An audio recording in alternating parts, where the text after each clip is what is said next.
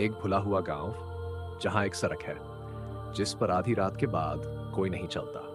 लोग उसे कहते हैं अनंत अंतिम यात्रा की सड़क। रात में वहां से गुजरने वाले यात्री कहते हैं उन्हें एक लंबा जुलूस दिखाई देता है, शोक मनाने वालों का, सब काले कपड़ों में धीरे धीरे चलते हुए मंद लालटेन की रोशनी के नीचे। लेकिन अगर ध्यान से देखो तो कुछ अजीब लगेगा।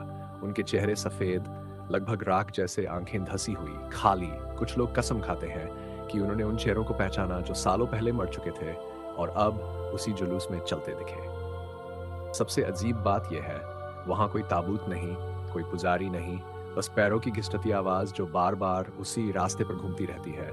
जिन्होंने उस जुलूस का पीछा करने की कोशिश की वे कहते हैं कि वह कभी किसी कब्र तक नहीं पहुंचता, सिर्फ वहीं लौट आता है जहां से शुरू हुआ था, बार बार अनंत तक। और चश्मदीदों ने और भी ज्यादा डरावनी बात बताई है। जुलूस में एक खाली जगह होती है, एक खामोश सा अंतराल, मानो शोक मनाने वाले किसी नए शख्स के शामिल होने का इंतजार कर रहे हो।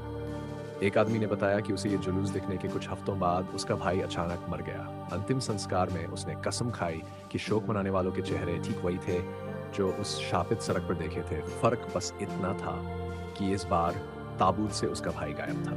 कहते हैं अगर कभी तुम्हें उस जुलूस में वो खाली जगह दिखाई दे तो इसका मतलब है मौत पहले ही तुम्हें चुन चुकी है। और जब तुम्हारा वक्त आएगा तो शायद तुम्हारा जिस्म दफन हो जाएगा, लेकिन तुम्हारी रूह चलती रहेगी उस अनंत अंतिम यात्रा में। कहते हैं मौत के बाद रूहें सुकून पा लेती हैं, लेकिन यहाँ नहीं, यहाँ उनका सफर कभी खत्म नहीं होता। तो अगर कभी सुनसान रास्ते पर तुम्हें भी पीछे कदमों की आहट सुनाई दे तो पीछे मत मुड़ना, क्योंकि अनंत अंतिम यात्रा हमेशा तलाश में रहती है एक और की।